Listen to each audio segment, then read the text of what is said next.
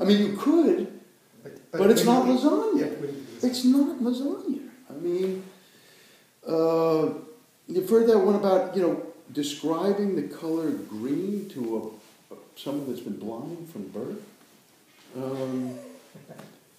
It doesn't matter how long or how accurately you think you're describing it. They won't be able to see green. So you're saying they it has won't to be happen. able to know what green is. So, yeah, these are just words. And you can understand it intellectually, but there is the enormous gulf between understanding it intellectually and seeing it directly that it's true.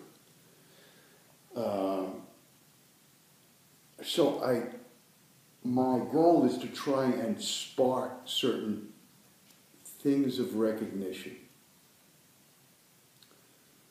One more story that was told by Ajahn on that retreat for me was that he was talked about talking to his mother and said, his mother was in her 50s at the time, and said, she was saying to him, even as I age, there's something about me that feels exactly the same as when I was like 15 years old and 20 years old. There's something about me that feels exactly the same. And he said, she was talking about it, but she didn't know what she was talking about. And I will just say, and to your question about how, I don't know how. It's different for everyone. But for me, I have to say I was sitting there and I'm like, there was something in me deeply that said, and after 20 years of sitting around in meditation halls and doing there was something in me that said, wait a second, I recognize that. See, what happened for me, I can just say what happened for me. I recognize that. I recognize what he's talking about. There is something about me that feels exactly the same as when I was a kid, when I had hair. Now I don't have, there's something that feels fundamentally the same about me. And that's not a concept. It sparked something in me, along with this idea that, wait a second, I'm referring to it 100 times. Darn right, how can I not know what I'm referring to when I think about and talk about me? What am I thinking about? And those things combined together, just for me, that in the middle of the night, actually in a state of great frustration, that it was something I'm missing, that it was like, it's just, you see yourself. You see yourself. Your gaze and not your typical seeing, okay? This is where the mind can't go, unfortunately. You, who are awareness, recognizes its own existence. That's all.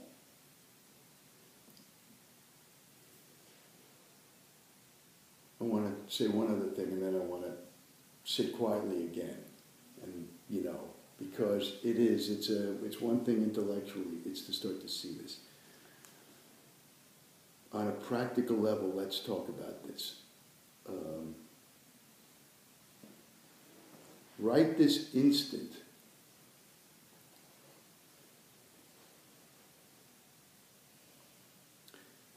there's another teacher, we were talking about this the other morning, Douglas Harding, and he wrote a whole book called On Having No Head, or On Being Without a Head.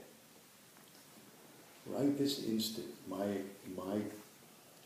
reality is I don't have a head. You all have heads, but I don't have one. Is that good or bad?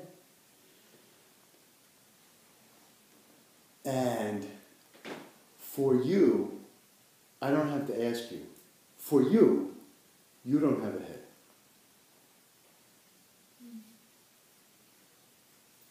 Where your head is, where you think your head is a field of awareness.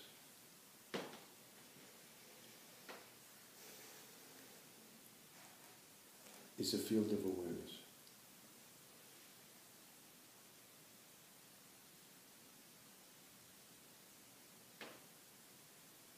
Can we turn our gaze in and see that? Can you see ahead? For you? You mean my awareness, my consciousness? No, I mean your head. What you think of as your head. Oh, you mean physically? I mean seeing. Without going to memory or concept. Where's your head? Do you see it? Look where you think your head is. Actually look in this very instantaneous experience. What's there?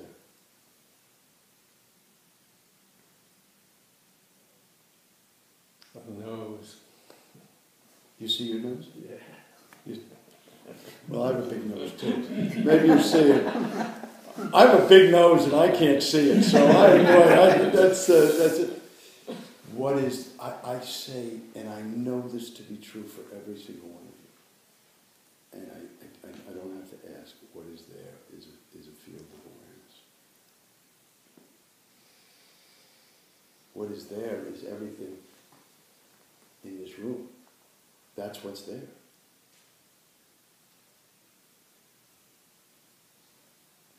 So, and this, what I call the rest of what I normally say, this is my body. That's not my body, but this is my body. That's your body. That's what I say. That's what I tell myself. But if I go before concept, what's the difference between this knee and that knee? They're both in my field of awareness, in the field of awareness. And they're in your field of awareness.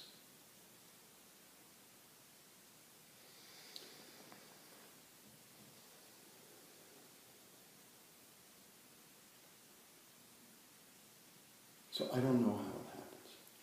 But if you look deeply into these things, and I'm not asking you to take my word for it, I'm asking you to look and see if this might be true. That there is only a field of awareness in which appears an infinite, beautiful array of objects, seeming objects. Bodies, books, walls, fans.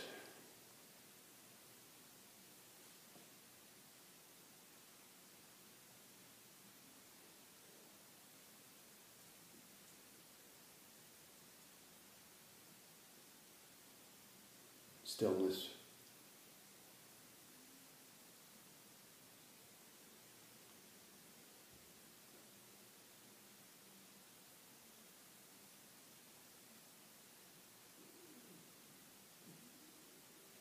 And that field of awareness,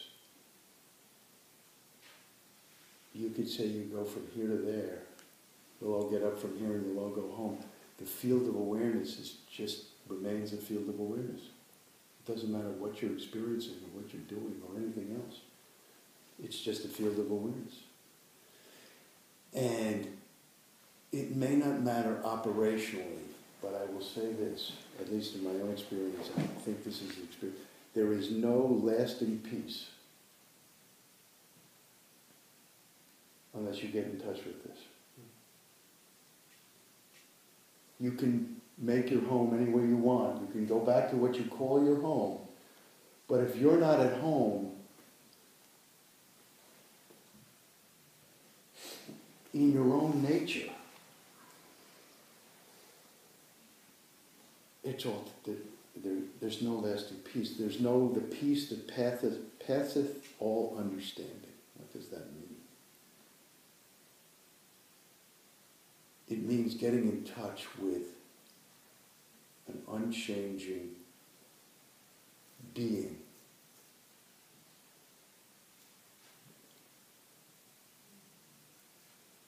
That one of its innate qualities is peace. Is peace.